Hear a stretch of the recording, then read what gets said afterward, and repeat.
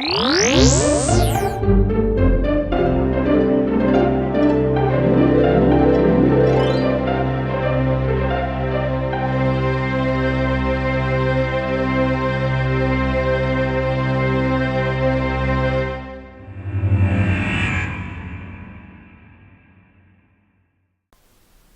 everybody, this is Arojero, and welcome back, and that's totally my fault. I promised you guys a really cool series with Jessica Jolie, which is something that I'm still excited about, but she is super busy fulfilling her Miss Sake USA duties, and we just have not been able to make the schedules work with the time zones and everything.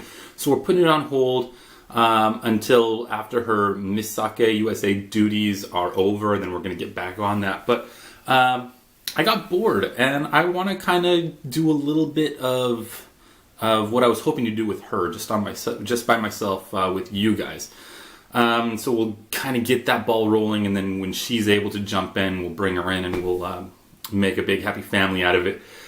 Now I know that a few of you have been watching my videos now and then for a couple of years, and when I started making videos, they were Japan related, they were my stories, and so I want to work a little bit of that with my daily life, especially working at a Japanese, old traditional Japanese company is like. And so I do want to bring you guys that. So I'm going to work that in, but I still want to do sake stuff. It's my life now.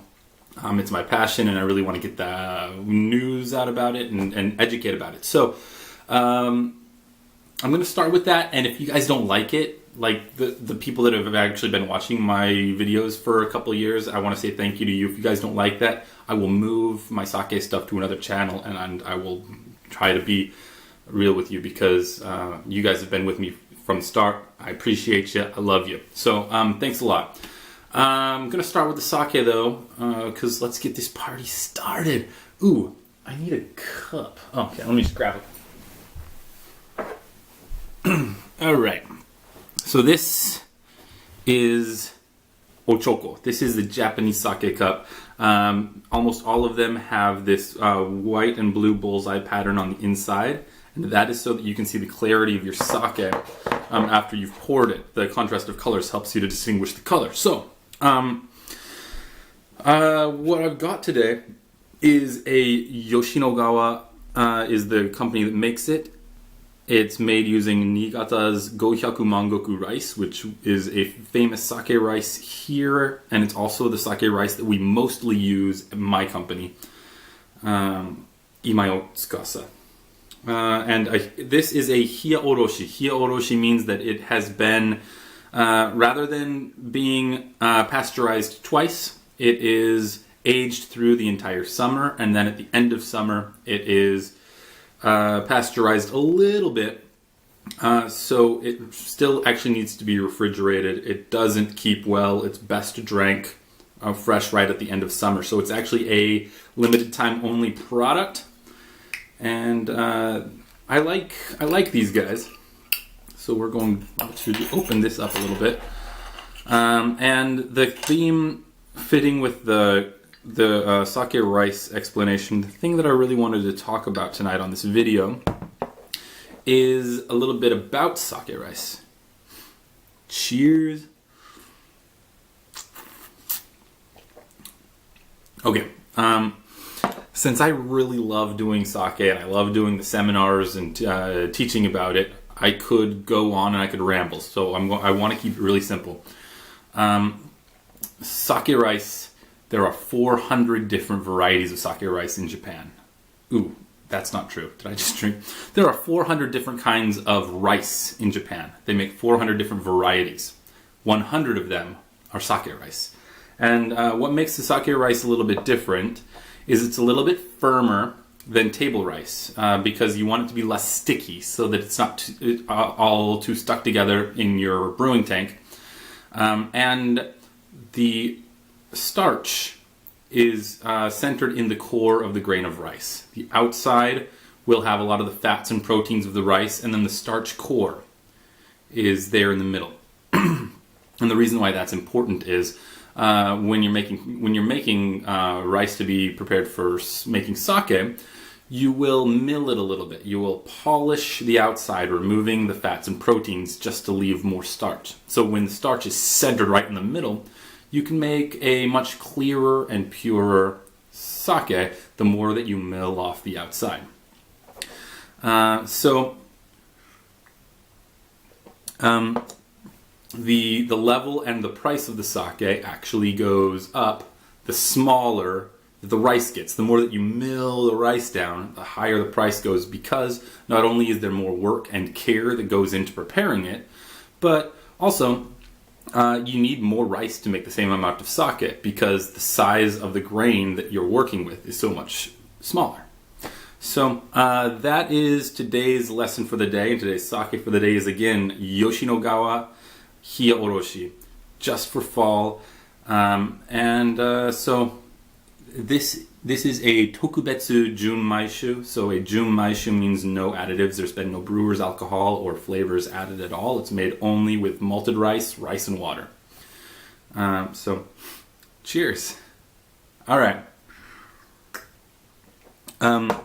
We got through it. A little bit about working and life in Japan. I work in such a cool place, you guys, so I really need to be taking my camera with me everywhere I go. I work in a brewery that's over 100 years old. It's very traditional. It's just full of sake tanks and like laboratories and old rooms for malting sake rice.